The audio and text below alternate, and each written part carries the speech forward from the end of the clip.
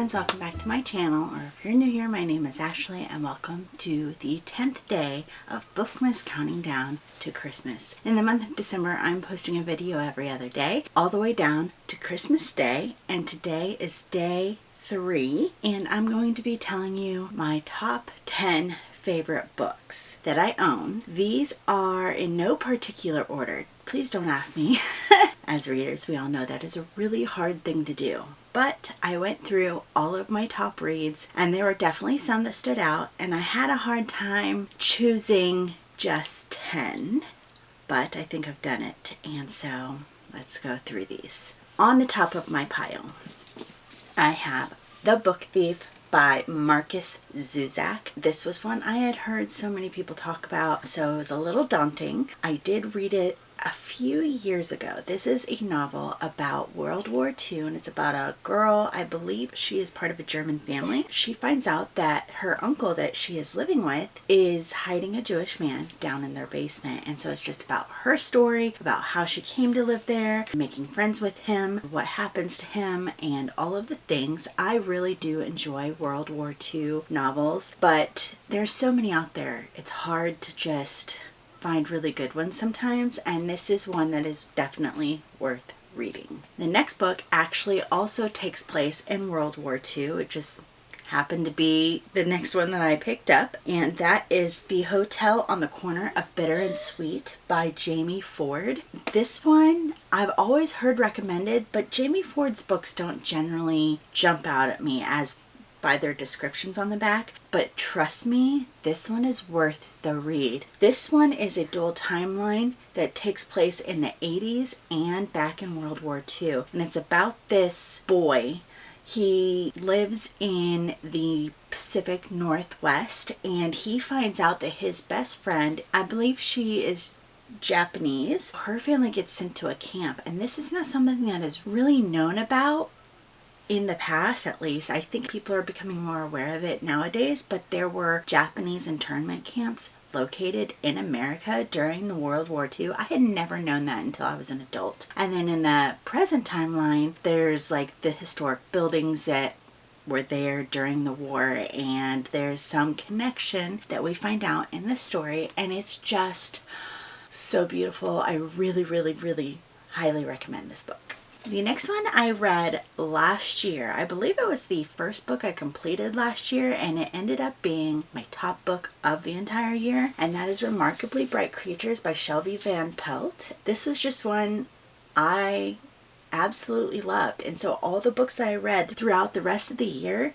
just did not hold up to this. It was made for a little bit of a disappointing year, honestly. I am hoping to reread this book this year, and I'm really hoping it lives up to that standard. This is about an older woman whose husband has passed on. Her son has already gone, and she doesn't have any other family. She's working as a night cleaner in this little aquarium, and she has to train a new person to take over her job because she's putting herself into a retirement home, because she's like, what else am I gonna do? Like, I'm nearing the end of my life, I'm just gonna do it and get it over with. So she's training this young man to take over her position. So we have both of those perspectives, I believe, and then we also have the perspective of an octopus in the aquarium, and this book has now attributed to my now favoring octopi. They are like so cute. Actually, I was in my local bookstore recently, and they sell these little 3D animals and whatnot, and I got this little octopus, and he's so cute. You can lock his legs to sit flat, or he can sit on the edge of a book. How adorable is that? But yeah, I totally got him to sit on the top of this book. Anyways, I really love this. This is one of those, it's kind of polarizing though. Some love it, some don't. I say it's worth a try at least, because some people like me really, really, really love it. Next is Redeeming Love by Francine Rivers. This was one of the first books that I picked up and read again after having my kids and got back into reading. And I had never really read much Christian fiction. This was the first. This was also kind of early-ish in my walk with Jesus, and it was just so refreshing to me, and I loved everything about this. I can't really explain more than that why I loved it, but this is the story of Hosea from the Bible told in a fictionalized novel, and yes, I love this so much. I really want to read some more of Francine Rivers' writing. I have a few of her books, I just haven't picked them up. I'm kind of scared. I'm afraid I'm not going to like them as much as this one. I hear really good things. I need to just do it, but this one I can definitely recommend. I've read this one probably 3 times. Next is one of my newest favorites, but of course I love all of Christine Hanna's books, and that is The Women. You can see that I really loved this book. I have read The Nightingale, I have read The Four Winds, and now I've read this one, and I think this one's my top so far. This one is about a woman, a very young woman. She just turns of legal age, at least, to go into the service, and she joins the army as a combat nurse during the Vietnam War. There's just no words. There is no words. Like, I've always heard about it. I've always heard that we don't understand. I don't think we ever will. But this gives me a little bit of understanding about how much we don't understand. I loved this so much. It's worth the read. Definitely, please pick it up and read it. Longtime favorite here, Harry Potter, of course, has to go on the list. This is just the Sorcerer's Stone. I bought all of these dust jackets to go on a set of hardcovers. I only brought the one out, so I don't have the rest to show you, but funny story. When I was in high school is when these books first started coming out, and my mom tried to get me to read the first book after the second book was released, and I was just like, I'm not really that interested. It's a kid's book. It was becoming really popular, and I was not one to jump on the bandwagon. After the third book came out, it just kept getting bigger and bigger and bigger, and I was like, okay, maybe this really is something I need to jump on. So I ended up reading the first book, and I loved it, and I bought the second book and the third book and read those, and after that it was like a downhill spiral, or maybe just jumping off a cliff, because I was there for every midnight release,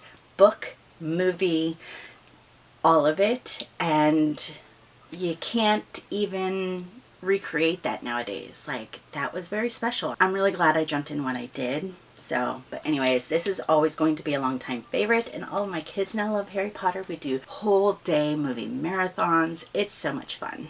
Next on the list is another longtime favorite, and one you've probably heard about a lot, The Night Circus by Erin Morgenstern. I read this one years ago.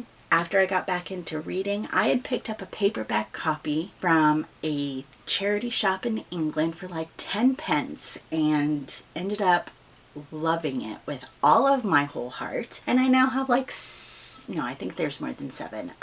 Probably like 8 or 9 copies of The Night Circus, and they're all different editions. This one is probably my favorite. It is the Fairy Loot edition, I believe, with the silver cover and the pretty end papers there, and then it has the striped edges and the pictures on the front. I just love this book so much, guys.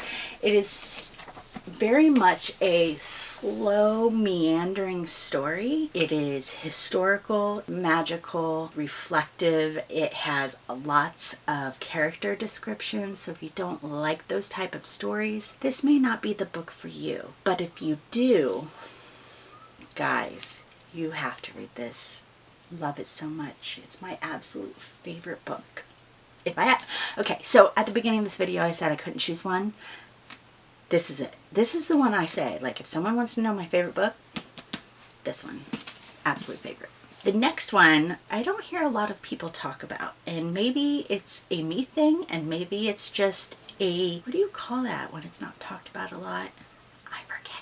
That is Caroline by Sarah Miller. And I, when I was a kid especially, loved Little House on the Prairie. Like, I reread that series multiple times a year, every year, all the time. I can't tell you how many times I've read that series. I can't tell you how much I love it. So when this came out, I had to have this. And let me tell you, this is just Little House on the Prairie for adults. I ate this up so hard.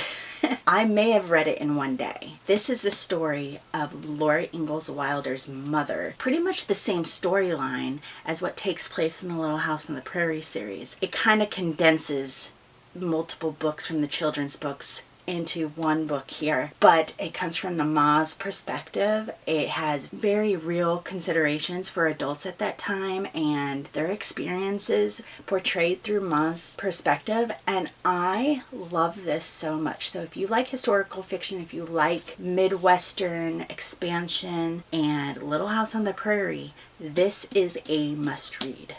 Love it. This goes back to like Harry Potter days. My other all-time favorite from when I was a kid is Gone with the Wind by Margaret Mitchell. This is another one I have multiple editions of. This was the one that was handy. I may have gotten rid of my other edition. I had a paperback copy that the pages were falling out of it. I grew up watching this movie. Did I sit and watch the whole thing as a kid? Probably not, but I loved Scarlett O'Hara for her pretty dresses. When I was in high school, I would go to the library and pick out books, anything that interested me, because I would read between all of my classes or in any downtime. And I remember kids being like, why are you reading this? What class are you taking that you have to read this? You're reading that because you want to? That's the kind of reader I was, and I loved this. I didn't know if it could top the movie, but it did. And I know that people feel like this story and the movie are problematic, and maybe they are, but it's almost like that traditional feel and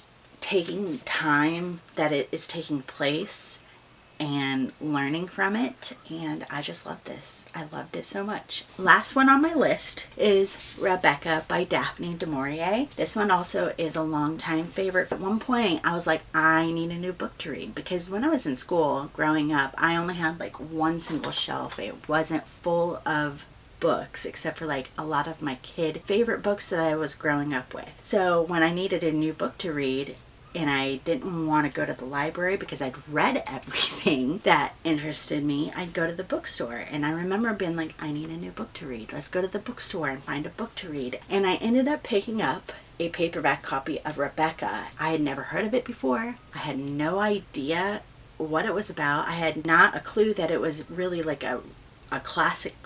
It was on a classics table when I picked it up, but like, I don't know how I didn't know about it. I knew about other classics, but not this one. And I picked it up, and after the fact I found out like everybody knows about this book. I have this really special edition that I found somewhere. I want to say it was like at Goodwill or something. This is about a woman who has a whirlwind romance with a man. They get married. She goes to his home. She knew that he had been married before and his wife passed, but when she gets there, it's like she hasn't left, and everybody is still in remembrance of his first wife. And so it's all about Rebecca. And so she's trying to fill this role, and she doesn't really know how to do that. She wasn't nearly as fancy. She wasn't nearly as proper maybe as Rebecca had been, and wasn't really sure on how to do everything. And at the meantime, it kind of seems like there's something mysterious going on in the background, and she's like, is Rebecca still here? It's a very mysterious book, very atmospheric. I loved this. That is 10 books for the 10th day of Bookmas counting down to Christmas. Thank you so much for watching, and if you have made it this far, please let me know something Christmassy that you and your family, or you and your kids, or you and a friend have done or plan to do this December, because today we went to the Nutcracker Ballet and it was so amazing. I love going to see it. But let me know what you have planned to do, something Christmassy and fun. And I will see you in a couple days in my next video. Bye!